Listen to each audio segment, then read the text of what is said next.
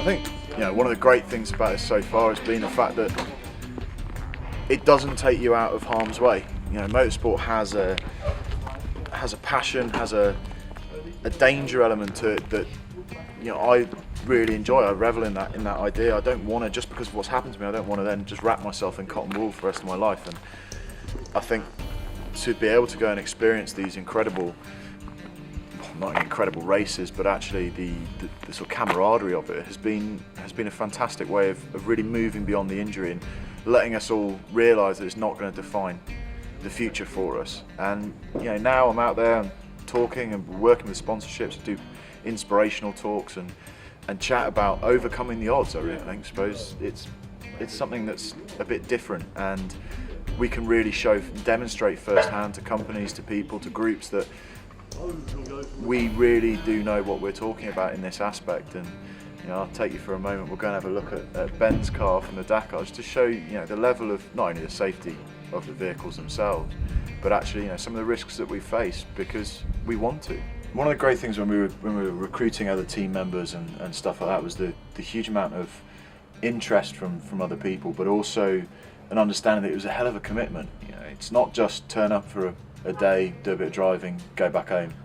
You have to be there, you have to be caring for the vehicles, you have to make the effort to be available, to actually understand what you're doing, and that's something a bit different from maybe some of the other activities out there. And we want to encourage people to really get into this, see it as a way to being part of the profession, to be part of the motorsport community.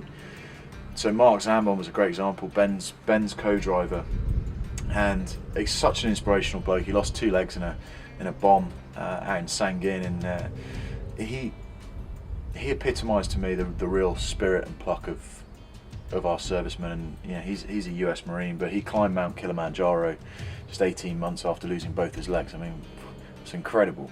And then he was Ben's co-driver on the Dakar, and such is the sheer arduous nature of the race.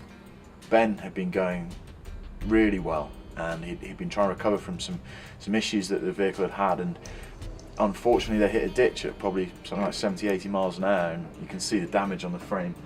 It's amazing really when you think about it, to have hit a ditch that hard which flipped the car, and okay, it looked bad, but actually the safety cell where they were is fine, it's intact.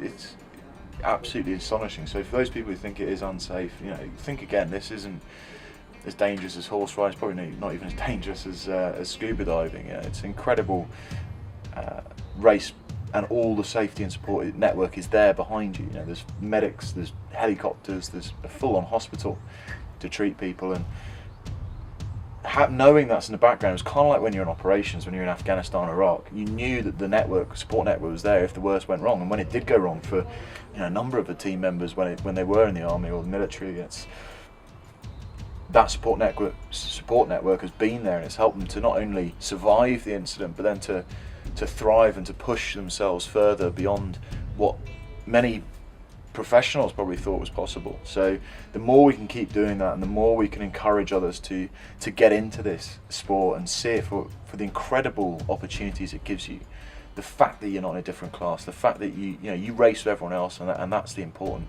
bit. It is a race and it is fun, but it's also something you want to do well at.